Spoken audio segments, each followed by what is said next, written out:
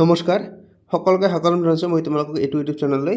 তো আজিৰ ভিডিঅ'টোত মই তোমালোকক আলোচনা কৰাই দিম তোমালোকৰ মাজৰ পৰা যিসকল ষ্টুডেণ্টে BA first sem BSc first sem ঠিক আছে, যিসকল ষ্টুডেণ্টৰ AAC এছামিছ ঠিক আছে, মই তোমালোকক আজিৰ ভিডিঅ'টোত মই তোমালোকক AACৰ তোমালোকৰ চিলেবাছখিনি মই তোমালোকক আলোচনা কৰাই দিম আৰু তোমালোকৰ সেশনালত কিমান মাৰ্কছ তোমালোকৰ আহিব আৰু কিমান মাৰ্কছ পালে তোমালোকক পাছ কৰাই দিব আৰু ফাইনেল এক্সামত তোমালোকৰ কিমান মাৰ্কছ আহিব, কিমান সময় থাকিব আৰু কিমান মাৰ্কছ পালে তোমালোকক পাছ কৰাই দিব, মই তোমালোকক এই গোটেই ডিটেইলছখিনি আলোচনা কৰাই দিম।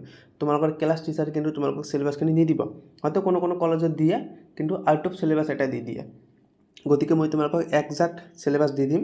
তাৰ কাৰণে তোমালোকে যদি মোৰ চেনেলটো এতিয়ালৈকে তোমালোকে ছাবস্ক্ৰাইব কৰা নাই তোমালোকে ছাবস্ক্ৰাইব কৰিব আৰু ভিডিঅ'টো লাইক কৰি দিব। মই তোমালোকক আজিৰ ভিডিঅ'ত মই তোমালোকক AAC এছামিছ BA first sem BSc first sem বা BCA তোমালোকৰ ডিগ্ৰী ফাৰ্ষ্ট চেমৰ যাৰ AAC আছে মই সেইসকল ষ্টুডেণ্টৰ কাৰণে ভিডিঅ'টো লৈ আহিছোঁ। তোমালোকক মই আজি AAC ছাবজেক্টটো তোমালোকক মই আজি চিলেবাছ আলোচনা কৰাই দিম। তোমালোকে প্ৰথমৰ পৰা চোৱা, ইয়াতে দি আছে ছেমিষ্টাৰ 1 AAC ঠিক আছে। ইয়াতে তলত দিছে কি কোৰ্ছ ডিটেইলছ, ইয়াতে দি আছে যে course type AAC, title of the course যোগাযোগমূলক অসমীয়া আৰু লেখন কলা। তোমালোকৰ AACৰ আচল কোৰ্ছটো যিটো নাম সেই তোমালোকৰ চিলেবাছটোৰ মূল নাম তোমালোকৰ হ'ব কি যোগাযোগমূলক অসমীয়া আৰু লিখন কলা, এইটো তোমালোকৰ টাইটেল কোৰ্ছটোৰ ঠিক আছে। আৰু কোৰ্ছ কোড দি আছে AAC ASS দুটাই আছে 01014, এইটো তোমালোকৰ কোড। তোমালোকৰ কুৱেশ্যনতো তোমালোকৰ এইটো থাকিব যে কোৰ্ছ কোড, তোমালোকৰ কোড নাম্বাৰটো তোমালোকক এক্সামৰ বহিতে লিখিব লাগিব ঠিক আছে। এইটো তোমালোকৰ এক্সামত বেলেগ হ'ব পাৰে, তোমালোকক মই ইয়াতে এনে দি দিছে তোমালোকক। আৰু টোটাল ক্ৰেডিট তোমালোকক নালাগে। ডিষ্ট্ৰিবিউশ্যন অফ মাৰ্কছ ইয়াতে কি দিছে 30 ঠিক আছে, in semester theory plus 20 internal assessment. তোমালোকৰ কিছুমান ষ্টুডেণ্টৰ ইণ্টাৰনেল এছেছমেণ্ট থাকিব আৰু কিছুমান ষ্টুডেণ্টৰ নাথাকে। মোৰ মতে মই যিমান দূৰ জানো যে তোমালোকৰ AACত তোমালোকৰ এছেছমেণ্ট অৰ্থাৎ তোমালোকৰ প্ৰজেক্ট বা তোমালোকৰ এছাইনমেণ্ট নাথাকে কিন্তু ঠিক আছে। তোমালোকক ছেছনালত তোমালোকৰ 15 অৰ্থাৎ 20ৰ ভিতৰত তোমালোকৰ এক্সাম হ'ব ছেছনালত, আৰু ফাইনেল এক্সামত তোমালোকৰ 30ৰ ভিতৰত এক্সাম হ'ব। ফাইনেল এক্সামত তোমালোকৰ টাইম দিয়ে থাকিব 1.5 ঘণ্টা ঠিক আছে, 1.5 আৱাৰ্ছ, আৰু ছেছনেল এক্সামত তোমালোকক 1 আৱাৰ্ছ দিয়ে থাকিব আৰু টোটেল মাৰ্কছ থাকিব 15 ঠিক আছে। ছেছনেলত 15 আৰু ফাইনেলত 30 মাৰ্কছ তোমালোকে মনত ৰাখিবা। আৰু তলত দিছে আমাক প্ৰগ্ৰাম আউটকাম ঠিক আছে। এই কাকতখনৰ উদ্দেশ্য অসমীয়া ভাষাৰ ব্যৱহাৰিক জ্ঞানৰ আৱাজ দিয়া।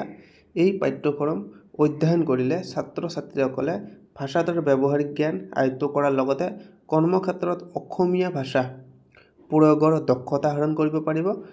লিখন দক্ষতাৰ লগতে অসমীয়া শব্দ আৰু বাক্যৰ উপযুক্ত প্ৰয়োগ সম্পৰ্ক জানিব পাৰিব। আৰু কোৰ্ছ আউটকামছ দিছে তোমালোকক যে অসমীয়া ভাষাৰ ব্যৱহাৰিক জ্ঞান লাভ কৰিব, যোগাযোগমূলক আহৰণ কৰিব ঠিক আছে।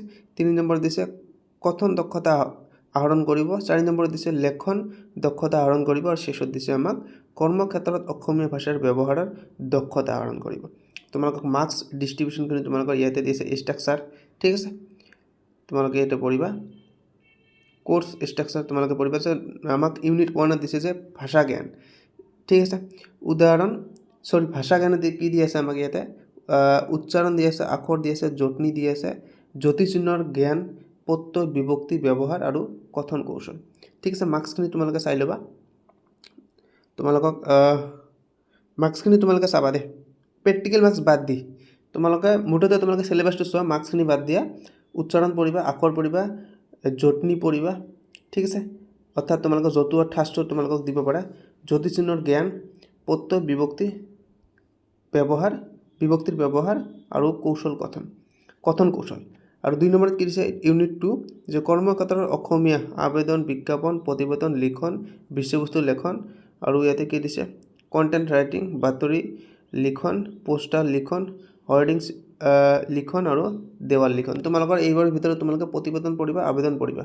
আবেদন মষ্ট ইম্পৰ্টেণ্ট, আবেদন আহিব তোমালোকে ফাৰ্ষ্ট টাইমত ঠিক আছে, মোৰো টাইমত আবেদন আহিছে। তাৰপিছত তোমালোকক টিচিং লাৰ্ণিং প্ৰচেছ, এইটো তোমালোক ক্লাছ টিচাৰে কৈ দিব কেনেকৈ তোমালোকক টিচিং দিব, এইটো নালাগে। তাৰপিছত কি দিছে লাৰ্ণিং টুলছ দিছে, টিচিং লাৰ্ণিং টুলছ, ইভেলুৱেশ্যন দিছে, এইবোৰ আমাক নালাগে, তোমালোকে চিলেবাছটো চাবা। আৰু তোমালোকৰ শ্বৰ্ট কুৱেশ্যন আহিব, 1 মাৰ্কছৰ কুৱেশ্যন আহিব, আৰু তোমালোকৰ 3 মাৰ্কছৰ 5 মাৰ্কছৰ আৰু 10 মাৰ্কছৰ দীঘলীয়া প্ৰশ্ন আহিব ইয়াত দিছে অতি চমু উত্তৰৰ প্ৰশ্ন অতি চমু উত্তৰৰ প্ৰশ্ন চমু প্ৰশ্নৰ উত্তৰ বৰ্ণনামূলক প্ৰশ্ন আৰু দীঘলীয়া প্ৰশ্ন ঠিক আছে মুঠতে তোমালোকে এটা কাম কৰিবা তোমালোকে এই সিলেবাসটো স্ক্ৰীনশ্বট মাৰি ৰাখা এইখিনি তোমালোকে স্ক্ৰীনশ্বট মাৰি ৰাখা তোমালোকৰ ইয়াৰ পৰাই তোমালোকৰ AAC পৰীক্ষাত তোমালোকৰ এইটোই তোমালোকৰ সিলেবাস ইয়াৰ পৰাই তোমালোকৰ কোশ্চেন আহিব তোমালোকে মুঠতে পঢ়িবা মই কৈ দিছো প্ৰত্যয় পঢ়িবা জ্যোতিচিহ্ন পঢ়িবা ঠিক আছে আৰু উচ্চাৰণ পঢ়িবা তাৰ পিছত তোমালোকে আবেদন পঢ়িবা 10 মাৰ্কছৰ আবেদন দিব তোমালোকৰ ফাইনালত আৰু 5 মাৰ্কছৰ আবেদন বা প্ৰতিবেদন তোমালোকক সেশনালত দিব ঠিক আছে তো তোমালোকক মই আজিৰ ভিডিঅ'ত এইখিনি জনাইছো আৰু তোমালোকে চেনেলটো সাবস্ক্ৰাইব কৰিবা তোমালোকক যদি VSC MDC আৰু তোমালোকৰ SSC যদি তোমালোকক সিলেবাস লাগে তোমালোকে মোৰ ডেসক্ৰিপচনত যাই তোমালোকে চাবা মই তোমালোকক তাত দি দিম তোমালোকে তাৰ পৰা ক্লিক কৰি চাবা আৰু তোমালোকে চেনেলটো সাবস্ক্ৰাইব কৰিবলৈ নাপাহৰিবা ঠিক আছে বাই বাই টেক কেয়াৰ